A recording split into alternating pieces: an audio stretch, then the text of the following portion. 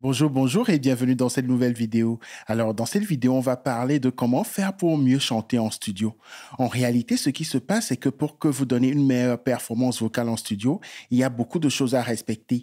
Et souvent, pendant toutes ces années où j'ai pu travailler avec des artistes, j'ai remarqué qu'il y avait beaucoup de choses qui entraient en jeu. Et c'est ça qu'on va aborder tout de suite.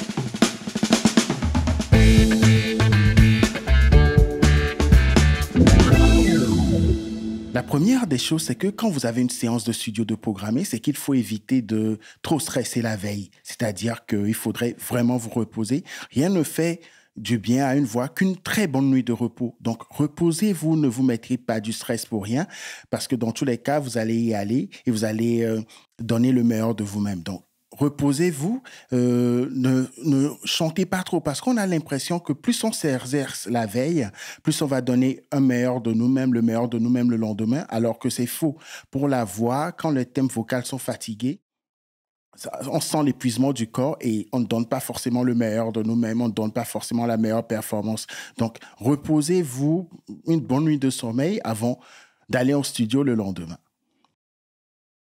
Si vous êtes déjà en studio, mettez-vous à l'aise. Demandez ce qui permettra la meilleure performance vocale pour vous. D'accord? Si vous avez besoin, par exemple, qu'on réduise l'éclairage dans la cabine de prise de son, allez-y, demandez à l'ingénieur du son ou au producteur, ils vont le faire pour vous, d'accord? Si vous voulez, par exemple, qu'on éteigne toutes les lumières, allez-y, c'est votre droit de demander ce que vous voulez.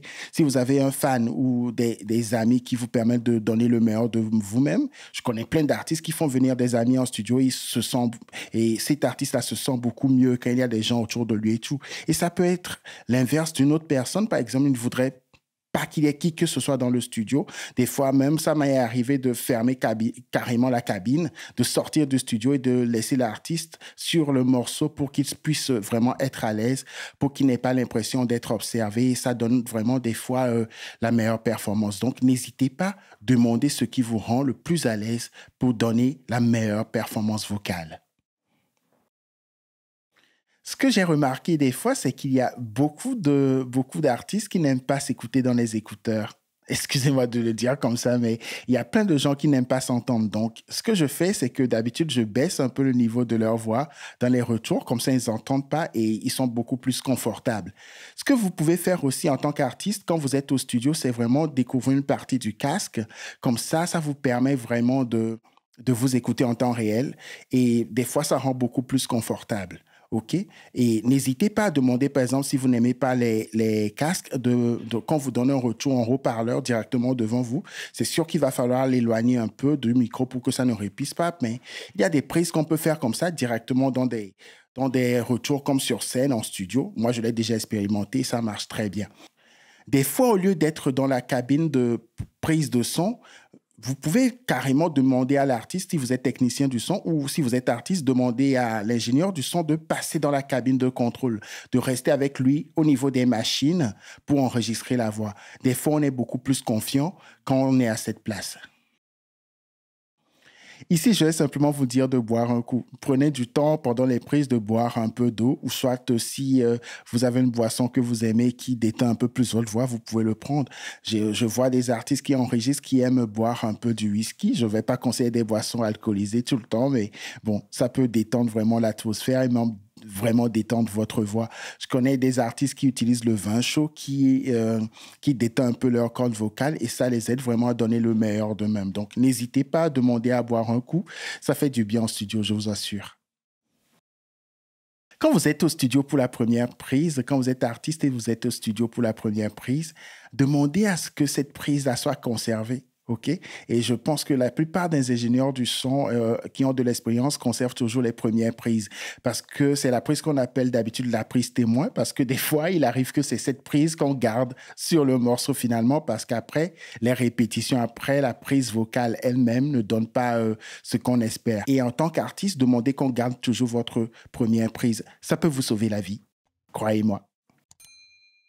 Dans les retours, demandez par exemple un effet dans votre mix qu'on vous envoie pour enregistrer. Demandez un effet, des fois une petite réverbération sur la voix, détend vraiment, rend beaucoup plus confiant parce qu'on ne sent plus trop la voix directe comme ça dans les oreilles, il y a un petit défait qui permet vraiment d'être confortable. Donc, n'hésitez pas à demander à la personne qui travaille avec vous de vous donner un peu de reverb sur la voix ou si vous êtes technicien du son, n'hésitez pas à mettre un peu de reverb sur la voix de l'artiste directement dans ses retours casque. Ça va lui permettre de mieux s'exprimer, des fois. Et détendez-vous, vous êtes seul en studio, ok? Le disque n'est pas encore sorti. Vous avez le droit de faire des erreurs. Ce que j'ai remarqué pendant toutes ces années où j'ai pu travailler avec des gens, c'est que les artistes se disent qu'ils doivent être top en même temps, qu'ils doivent donner le meilleur en même temps. Non, détendez-vous. Vous avez le droit de faire des erreurs. Si vous pensez aux erreurs pendant que vous enregistrez, vous ne pouvez pas vous exprimer. Vous allez être tout le temps coincé dans ce que vous faites. Ce que je conseille, lâchez-vous en studio d'enregistrement.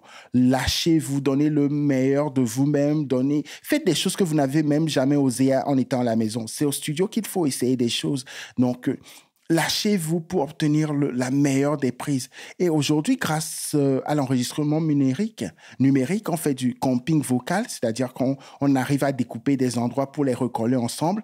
Donc, donnez le meilleur de vous-même. On a tout l'espace qu'il faut pour enregistrer aujourd'hui grâce à l'enregistrement numérique, encore une fois. Donc, exprimez-vous, lâchez-vous, n'ayez pas de contraintes en studio et ne pensez pas qu'on vous observe. On aime vraiment, en tant que technicien du son, voir l'artiste se lâcher et c'est vice-versa. Quand vous êtes technicien du son et que l'artiste veut essayer plusieurs prises pour donner le meilleur de lui-même, ne lui dites pas de ne pas le faire, laissez-le s'exprimer pour que vous ayez la meilleure prise au final.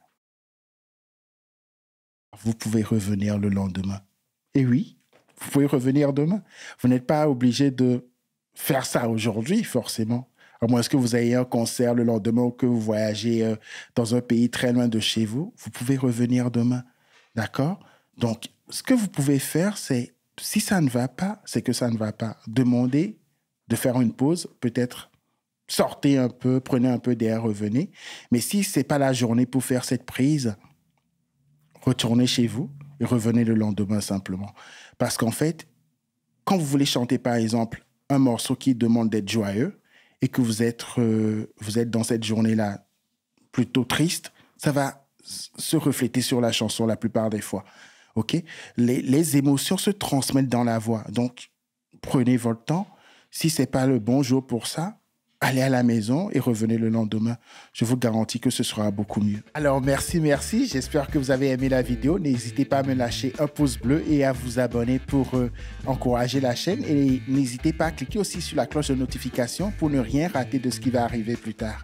Et n'hésitez pas surtout à appliquer tout ce que j'ai dit dans cette vidéo. Je vous garantis que vous aurez une meilleure performance vocale avec. Ciao, ciao!